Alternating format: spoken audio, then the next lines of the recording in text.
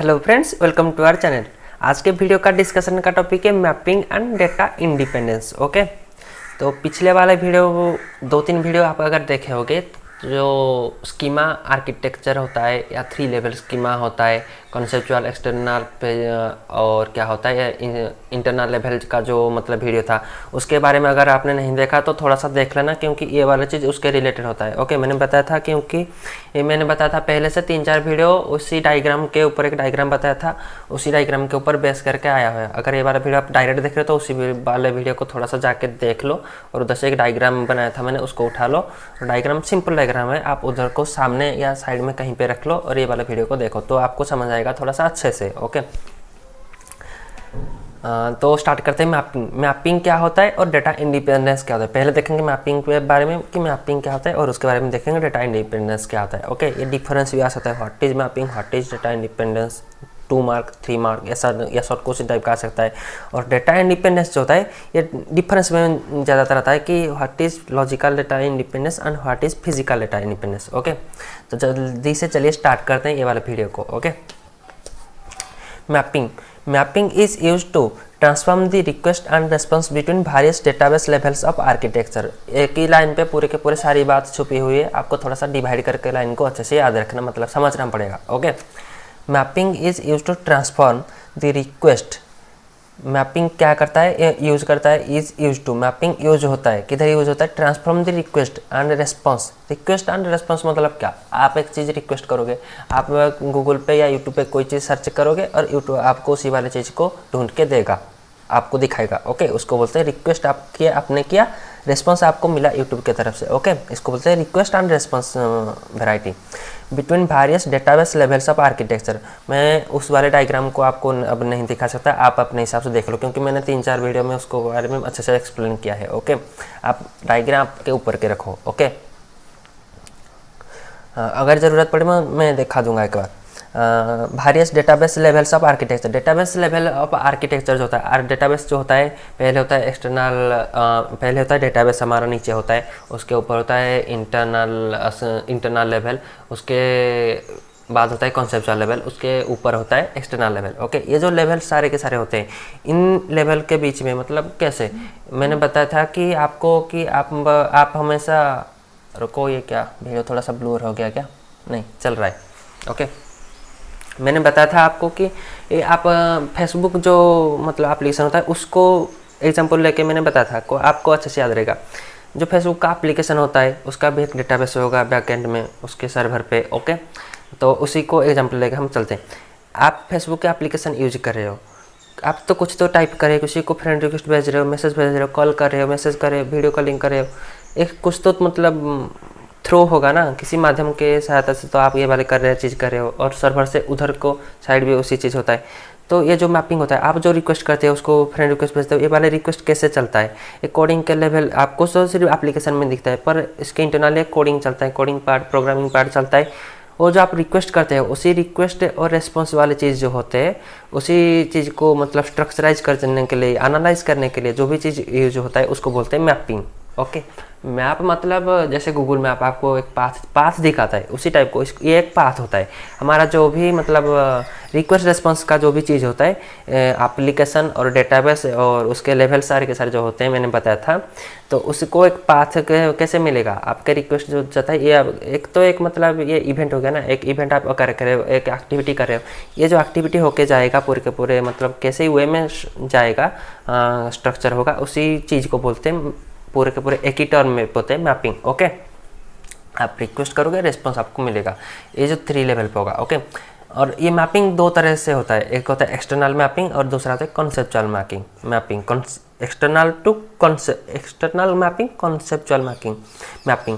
और ये external mapping कैसे होता है, एक्सटर्नल मैपिंग होता है एक्सटर्नल टू कॉन्सेप्चुअल, एक्सटर्नल से कॉन्सेप्चुअल जाता है। ओके, और कॉन्सेप्चुअल मैपिंग होता है कॉन्सेप्चुअल से इंटरनल जाता है, मैपिंग होता है। ओके, कन्फ्यूज मत होना, पहले एक्सटर्नल से आता है, मान लो आप फ्रेंड रिक्वेस्ट भेजे आपके दोस्त के पास, तो या मैसेज भेजे, तो मैसेज कैसे आएगा, आप एक्सटर्नल मतलब एप्लीकेशन वाला पार्ट जो होता है, ऊपर वाले टॉप लेवल वाला पार्ट। ओके, उधर से आएगा और कॉन्सेप्चुअल मैपिंग तक आएगा। रुको भाई, थोड़ा सा डायग्राम नहीं दिखाऊंगा तो आपको भी समझ नहीं आएगा, मेरे को भी समझा नहीं पाऊंगा आपको। ओके, ये एप्लीकेशन वाला पार्ट हो गया। आप इधर मैसेज एक रिक्वेस्ट भेजते हो तो एक्सटर्नल से आएगा कॉन्सेप्चुअल तक, कॉन्सेप्चुअल से जाएगा इंटरनल तक और डेटाबेस के तरफ से जाएगा तो जाएगा। ओके, ये वाली चीज़ हो गया। एक्सटर्नल से conceptual mapping, it is necessary to transfer the request from external level to conceptual level. External level से कॉन्सेप्चुअल लेवल तक जो भी सिग्नल रिस्पॉन्स जाएगा, रिक्वेस्ट किया जाएगा, उसको बोलते हैं external mapping. Okay, conceptual to internal mapping मतलब कॉन्सेप्चुअल से इंटरनल तक जाएगा। DBMS transform the request from the conceptual to internal level, conceptual to internal level तक जो जाएगा, पहले इधर से इधर आएगा फिर इधर से इधर आएगा। ओके, डेटा रिक्वेस्ट रिस्पॉन्स होता है तो उसके हिसाब से फिर आपको जो भी आंसर मिलेगा बाद में इधर से जाएगा। ओके, इसी टाइप का चलता है चीज़। तो उसी वाले ज़्यादा कुछ नहीं, मतलब ये रॉकेट साइंस वाली चीज़ नहीं है कि आपको समझने आएगा। ओके, अच्छा सा मतलब सिंपल सा चीज़ है। इधर से इधर तक जाएगा, इधर से इधर तक जाएगा तो ये वाले मैपिंग बोलते हैं, ये वाले मैपिंग बोलते हैं। ये सिंपल सा फंडा यही है। ओके, और उसके बाद देखते हैं डेटा इंडिपेंडेंस। डेटा इंडिपेंडेंस होता क्या है? डेटा इंडिपेंडेंस ये अच्छा चीज़ होता है। डेटा इंडिपेंडेंस आपको याद रखना पड़ेगा। Okay, the capacity to change the schema at one level of a database system without having to change alternating the schema at the higher level is known as data independence. अच्छे से याद रखो, मतलब एक ही बार में सुनो, एक ही बार में अच्छे से याद रखो, तो डायग्राम देखते रहो तो आपको अच्छे से एक ही बार में याद रहेगा। नहीं तो भाई थोड़ा सा माइंड इधर उधर होएगा तो कुछ भी नहीं आएगा। Okay, the capacity to change the schema, schema को चेंज करने के लिए कैपेसिटी। स्कीमा कब चेंज होता है? ये जो होता है external to conceptual, conceptual to internal, ये जो चेंजिंग वाला जो इंटरमीडिएट वाला पार्ट होता है। The capacity to change the schema at one level of database system, ये जब इंटरनल चेंजिंग होगा।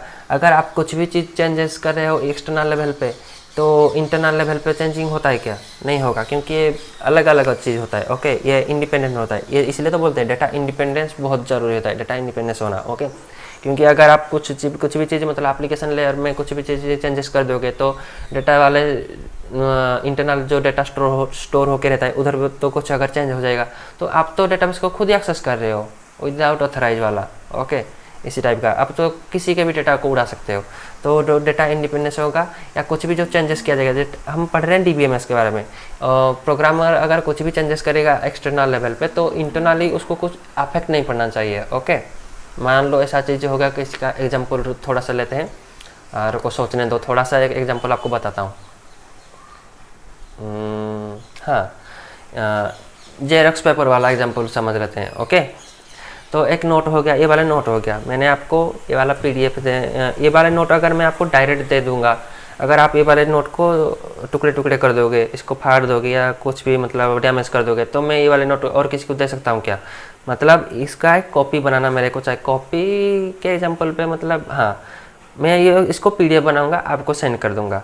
ओके, तो आप PDF को किसी को सेंड करो, डिलीट करो, उसको उड़ा दो, कुछ भी करो, कुछ फ़र्क नहीं पड़ता। ये वाली चीज़ मेरे पास है, मैं इसको दूसरे वाला PDF बना दूंगा। ओके, तो एक जो सेफ्टी रहता है ना, उसी सेफ्टी वाले चीज़ को यूज करने के लिए ये इंडिपेंडेंस रहता है। ये वाला नोट मेरे पास रहता है, PDF वाला नोट आपके पास होता है, तो ये दोनों इंडिपेंडेंस अलग अलग चीज़ हो गए। एक ही चीज़ को अगर कुछ भी डैमेज करोगे तो दूसरे को कुछ इफेक्ट नहीं पड़ेगा, उसी वाले चीज़ को यूज होता है डेटा इंडिपेंडेंस में। The capacity to change the schema at the one level, आपके लेवल पे जो इधर नोट वाला PDF वाला नोट है, वो अगर आपको कुछ चेंजेस करना है, चेंजेस करना है तो आपका हायर लेवल क्या होगा? ये आपके लिए हायर लेवल होगा, ये वाला नोट। ओके, ये वाले नोट को कुछ भी नहीं होगा क्योंकि मेरे पास है। Okay, without changing the higher level is known as data independence. Okay, data independence बस इतना समझ लो कि अगर आप कहीं भी एक मतलब ऊपर वाले स्ट्रक्चर पे कहीं लेवल पे कुछ चेंजेस कर रहे हो तो नीचे वाले उसके लिए अफेक्ट नहीं होना चाहिए। या आप थोड़ा सा एप्लीकेशन को मॉडिफाई कर रहे हो या कुछ अपडेट कर रहे हो या डेटाबेस में कुछ अपडेट कर रहे हो तो दूसरा लेवल कुछ मतलब अफेक्ट नहीं होना चाहिए, इसको बोलते हैं डेटा इंडिपेंडेंस। ओके, और ज़्यादा एक्सप्लेन करूँगा तो बहुत ही ख़राब हो जाएगा, इसलिए थोड़ा जितना ये अच्छे से एक्सप्लेन कर दिया मैंने। ओके, अगर फिर भी आपको कुछ डाउट हो, समझ नहीं आया तो नीचे कमेंट करना, नहीं तो इंस्टाग्राम पे जाके मैसेज करो, मैं आपको उधर से अच्छे से बता दूंगा। ओके, इधर नीचे ये डिस्क्रिप्शन पे या साइड पे कहीं पे दिख जाएगा लिंक आपको। ओके, टाइप्स कितने होते हैं? डेटा इंडिपेंडेंस के टाइप दो टाइप होते हैं, एक है लॉजिकल डेटा इंडिपेंडेंस, दूसरा है physical data independence. Okay, logical data independence और फिजिकल डेटा इंडिपेंडेंस, दो टाइप के डेटा इंडिपेंडेंस होते हैं। उन दोनों के बारे में अच्छे से देखेंगे। ये वाला वीडियो भी बहुत ही लंबा होने वाला है, आप इसलिए थोड़ा सा ओके पहले वाले वीडियो थोड़ा सा पानी पीने दो मेरे को, उसके बाद मैं आपको समझाता हूँ। हाँ, लॉजिकल डेटा इंडिपेंडेंस क्या होता है, फिजिकल डेटा इंडिपेंडेंस क्या होता है, ये डिफरेंस भी आ सकता है। ओके, सिलेबस के अंदर, आपके सिलेबस के अंदर बीएससी कंप्यूटर साइंस अगर आप पढ़ रहे हैं तो ये आपके सिलेबस के अंदर है, तो इसलिए कभी भी कुछ भी चीज़ स्किप मत करो। कहीं पे भी थोड़ा सा शॉर्ट क्वेश्चन 1-2 आ जाएगा तो आप, या 2 मार्क आ जाएगा, पूरे के पूरे ख़त्म हो जाएगा, क्योंकि 1-1, 2-2 मार्क मिल के पूरे के पूरे 60 मार्क के है उसके आसपास बनते हैं। ओके, लॉजिकल डेटा इंडिपेंडेंस के बारे में देखते हैं। It can be defined as the capacity to change the conceptual schema without having to change the external schema और एप्लीकेशन प्रोग्राम। ओके, लॉजिकल मतलब मैंने पहले से बताया था कि लॉजिकल मतलब जो कोडिंग वाला पार्ट होता है, लॉजिकली वे में पार्ट होता है, इंटरनल वाला पार्ट होता है। ओके, ये क्या डिफाइन करता है, लॉजिकल डेटा इंडिपेंडेंस ये डिफाइन करता है कि अगर हम कुछ भी चेंजेस कॉन्सेप्चुअल लेवल या लॉजिकल लेवल में कुछ भी चेंजेस कर रहे हैं तो उसको उसी चेंजेस या मॉडिफाई, हमारे प्रोग्राम को मॉडिफाई कर रहे हैं या कुछ भी हमारे स्ट्रक्चर को मॉडिफाई कर रहे हैं, तो हमारे एप्लीकेशन वाले पार्ट को कुछ भी मतलब अफेक्ट नहीं होना चाहिए। ओके, एप्लीकेशन या एक्सटर्नल वाला पार्ट को कुछ भी अफेक्ट नहीं होना चाहिए, ये लॉजिकल इंडिपेंडेंस का मतलब डेफिनेशन होता है। Okay, logical data independence is used to separate the external view from the conceptual level. External view from the conceptual level मतलब लॉजिकल डेटा इंडिपेंडेंस एक सेपरेशन बना के रखता है एक्सटर्नल व्यू, एप्लीकेशन वाले पार्ट को फेसबुक की तरफ से, जैसे उसका कोडिंग पार्ट और एप्लीकेशन पार्ट दोनों अलग अलग चीज़ें होते हैं। ओके, कुछ आपको अगर कुछ भी चीज़ मतलब समझना चाहिए ना, तो उसके लिए आप एक छोटा सा एग्जाम्पल ढूंढ लोगे। अगर आपके लिए आप कहीं भी एप्लीकेशन का एग्जाम्पल ढूंढ लो, कुछ भी ढूंढ लो, पर एक एग्जाम्पल अगर आप ढूंढ लोगे तो आपको याद रखने के लिए अच्छा रहेगा। आप उसी एग्जाम्पल को याद करके अपने हिसाब से वर्डिंग बना के एग्जाम्पल लिख पाओगे और अच्छे से चीज़ों को समझ पाओगे। ओके, पहले तो चीज़ होता है कि आप एक समझोगे तभी तो आप एग्जाम्पल लिख पाओगे, है ना। नीचे कमेंट करके ये वाली चीज़ बताओ, किसी को डायरेक्ट समझ नहीं आएगा फिर भी लिख सकता है, ऐसे कोई नहीं होगा। अगर आप कुछ चीज़ समझोगे तो डायरेक्ट आप उसको एग्जाम्पल लिख पाओगे। Okay, logical data independence is used to separate, ये सेपरेट करता है external view of the conceptual level, external level और कॉन्सेप्चुअल लेवल को सेपरेट करके रखता है लॉजिकल डेटा इंडिपेंडेंस, इसलिए तो बोलते हैं इसका नाम ऐसा होता है data independence. Okay, if we do any changes in the conceptual view मतलब कॉन्सेप्चुअल लेवल जो कोडिंग वाला पार्ट है, उधर हम कोई भी चेंजेस करते हैं, अगर करेंगे या कुछ भी चेंजिंग करेंगे या मॉडिफाई करेंगे हमारे कोड को of the data, then the user view of would not be affected. User view of the would not be affected मतलब यूजर व्यू को कुछ भी अफेक्ट नहीं होगा। ओके, इधर थोड़ा सा मतलब वर्डिंग अच्छे से नहीं हुआ है। ओके, इतना चीज़ लिख रहा हूँ याद करके तो थोड़ा सा कहीं पे गड़बड़ हो जाता है। यूजर थोड़ा सा इधर किसको चेंज करना पड़ेगा, of the data then the user view of the और नॉट यूजर व्यू या ऑफ द नहीं। ओके, ओहो देखो इधर जब कॉन्सेप्चुअल लेवल व्यू आ गया तो ये व्यू के बारे में ऑफ द इधर वाला ऑफ द थोड़ा सा कंफ्यूज हो गया मैं। ओके, हाँ अभी ठीक है। If we do any changes in the conceptual, ये थोड़ा सा गलत मैंने भी लिख लिया था। ओके, इसलिए मैंने बता दिया, कोई बात नहीं, अगर इंसान से गलती होता है, मेरे पे भी थोड़ा गलती होता है। अभी ठीक लग रहा है, लाइन को एक बार और पढ़ लेते हैं।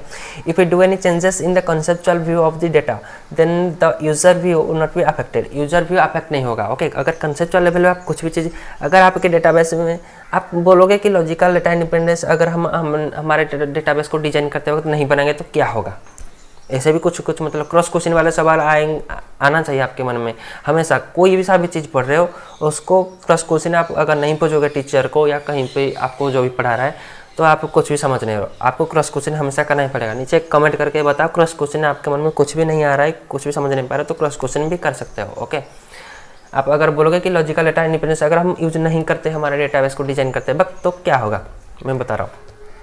अगर आप लॉजिकल डेटा इंडिपेंडेंस नहीं यूज करते तो जब भी आप डिजाइन करोगे एक्सटर्नल लेवल को या इंटरनल लेवल को या उसका जो स्ट्रक्चर को डिजाइन करोगे, तो अगर आप कुछ भी चेंजेस कर रहे हो, कुछ भी मॉडिफाई कर रहे हो, अपडेट कर रहे हो कुछ भी थोड़ा सा, तो अगर आप इंटरनल लेवल पे अपडेट कर रहे हो, मॉडिफाई कर रहे हो तो एक्सटर्नल लेवल पे अफेक्ट हो सकता है, उसके हिसाब से चेंजिंग हो सकता है, उसको थोड़ा सा मतलब दिक्कत हो सकता है। तो बाद में आप एक्सटर्नल लेवल को भी आपको चेंजिंग करना पड़ेगा, उसके हिसाब से अकॉर्डिंग पे सारी चीज़ एक बार और एनालाइज करना पड़ेगा। ओके, इसी तरह अगर आप प्रोग्रामिंग पढ़ रहे होगे कि सी या C++ या जावा कुछ ही पढ़ रहे, तो उधर आपको पता होगा कि एक फंक्शन बनाते हैं, क्योंकि हम प्रोग्राम को डायरेक्ट कॉल कर सकते हैं उधर से फंक्शन बना के। ओके, डायरेक्ट प्रोग्राम लिखोगे तो एक ही लाइन को आप डायरेक्ट एक ही मतलब वो फंक्शन में लिखोगे तो आपको दिक्कत होगा, इसलिए 2-3 बार फंक्शन हम बना लेते हैं और फंक्शन के हिसाब से कॉल कर लेते हैं। तो जो होता है ना मतलब कोड रीयूजेबिलिटी, उसी चीज़ को क्लासेस बना के जावा में किया जाता है, उसी चीज़ को फंक्शन बना के भी किया जाता है।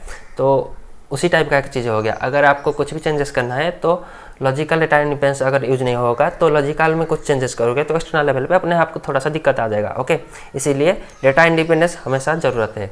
अगर आपको लॉजिकल डेटा इंडिपेंडेंस अच्छे से समझ आ गया तो ये वाले फिजिकल डेटा इंडिपेंडेंस भी आपको मतलब आसानी से समझ आ जाएगा। ओके, तो चलिए जल्दी से देखते हैं। It can be defined as the capacity to change the internal schema without having to change the conceptual schema. उस वाली चीज़ में जैसे होता था, इसका अल्टरनेटिव ये वाला होता है। फिजिकल डेटा इंडिपेंडेंस क्या होता है, अब अगर हम कुछ भी चेंजेस करेंगे इंटरनल स्कीमा में without having change to conceptual schema, internal schema में अगर कुछ भी चेंजेस करेंगे तो कॉन्सेप्चुअल स्कीमा में हमारा कुछ भी चेंज नहीं होना चाहिए। ओके, ये वाले चीज़ को अगर सेटिस्फाई करता है तो ये फिजिकल डेटा इंडिपेंडेंस को यूज किया गया है उस डेटाबेस को स्ट्रक्चर करने के टाइम। ओके, हम ये वाले आंसर हो जाते हैं। Okay, if you do any changes in the storage size of the data system server, अगर हम डेटा सर्वर सिस्टम या जो डेटा DBMS हमारा जो सर्वर मेमोरी पार्ट जो होता है उसको अगर स्टोरेज साइज में कुछ भी अगर हम चेंजेस करते हैं या थोड़ा सा स्टोरेज इंक्रीज करते हैं, then the conceptual structure of the database will not be affected. Conceptual level जो होता है वो कुछ भी अफेक्ट नहीं होगा अगर ये वाला चीज़ अप्लाई किया गया हो तो फिजिकल डेटा इंडिपेंडेंस। ओके, इसीलिए फिजिकल डेटा इंडिपेंडेंस बहुत ज़रूरी होता है। फिजिकल को ये लॉजिकल जो कोडिंग वाला पार्ट है ये डेटा सर्वर को सेपरेट करके रखता है। आप उधर कुछ भी चेंज कर लो, इधर कुछ भी चेंज नहीं होगा, इधर अपना जो अच्छा से रहेगा। ये जो कनेक्ट वाला जो चीज़ होता है ना, ये दोनों एक कोडिंग के हिसाब से कनेक्ट हुए हैं, उसी चीज़ को अपना मेंटेन करके रखते हैं। Okay, physical data independence is use to separate conceptual level from the internal level. Conceptual level को इंटरनल लेवल से अलग करके रखने के लिए फिजिकल डेटा इंडिपेंडेंस यूज होता है। कॉन्सेप्चुअल लेवल को इंटरनल लेवल, कॉन्सेप्चुअल लेवल मतलब क्या, कॉन्सेप्चुअल लेवल मतलब कोडिंग वाला पार्ट जो होता है ऊपर के वाला पार्ट, डायग्राम फॉलो करो, मैं आपको पहले से ही बोल रहा हूँ। ओके, और इंटरनल लेवल क्या, इंटरनल लेवल मतलब जो डेटाबेस के साथ लिंकिंग करके रखा गया है, नीचे वाला चीज़ जो होता है लिंकिंग होता है। ओके, इंटरनल लेवल और कॉन्सेप्चुअल लेवल को अलग करके रखने के लिए फिजिकल डेटा इंडिपेंडेंस यूज होता है। ओह, ख़त्म हुआ फाइनली। इतना बड़ा सा वीडियो 17-15 मिनट का वीडियो बन गया। ओके, तो कोई बात नहीं, अगर ये वाला वीडियो आपको अच्छा लगा तो वीडियो को नीचे जरूर कमेंट करना, लाइक करो या ना करो कुछ भी फर्क नहीं पड़ता, नीचे कमेंट करो और क्रॉस क्वेश्चन हमेशा पूछो। ओके, और अगर डेटाबेस के बारे में आप और कुछ भी जानना हो तो क्वेश्चन आपके दिमाग में है या मन में है या कहीं भी है, डेटाबेस के बारे में कुछ भी क्वेश्चन है तो आप नीचे मेरे को कमेंट करके पूछ सकते हो, नहीं तो इंस्टाग्राम पर भी कमेंट करके या इंस्टाग्राम पर DM कर सकते हो। फेसबुक का लिंक भी दिया गया है, उधर वेबसाइट का लिंक भी दिया गया है, आप उधर से क्वेश्चन भी एक्सेस कर सकते हो। मैंने वेबसाइट पे अपडेट करना चालू कर दिया है। ओके, डेटाबेस के क्वेश्चन भी चाहिए तो आपको क्वेश्चन भी मिल जाएगा, एग्जाम जो प्रीवियस ईयर का हुआ है। कुछ भी चीज़ आपको चाहिए तो मेरे से कॉन्टैक्ट करो, मैं आपको पूरे के पूरे बता दूंगा। ओके, और आपको अगर कुछ भी डाउट भी होता है ना कहीं, मतलब मेरे को पता है, खुद ही पता है कि मेरा लेटर थोड़ा सा मतलब उतना भी सुंदर नहीं है क्योंकि ये फेयर लवली नहीं लगाया गया है। ओके, ये एडजस्ट कर लो थोड़ा सा, मेरा सा लेटर जैसा भी है। ओके, अगर कहीं पे समझ नहीं आया या कुछ भी मतलब जान नहीं पा रहे हो, ये मेरा एस होता है, ऐसे मैं लिखता हूँ। ओके, तो नीचे कमेंट करके बताओ, टाइम स्टैम्प लगा के या कुछ भी, मैं आपको बता दूंगा। ओके, अगर आपको डेटाबेस के पूरे सीरीज को देखना है या डायरेक्ट आप रैंडम ये वाला वीडियो देख रहे हो तो डेटाबेस के पूरे सीरीज हमारे यूट्यूब चैनल के प्लेलिस्ट में अवेलेबल है, आप उसी चीज़ को सेव कर लो और एक्सेस कर लो तो आपको डेटाबेस के पूरे सीरियल वाइज मिलते जाएंगे। और आगे भी और भी अच्छे से अच्छे वीडियो आते रहेंगे और उस वीडियो को भी चेकिंग करने लेना, तो आपको अच्छा सा मतलब नोट के हिसाब से सिलेबस के BSc कंप्यूटर साइंस के सिलेबस के हिसाब से आपको अच्छे से मिल जाएगा सारा चीज़ एक ही जगह में। ओके, तो वीडियो को इतने पे ही रखते हैं। Thank you.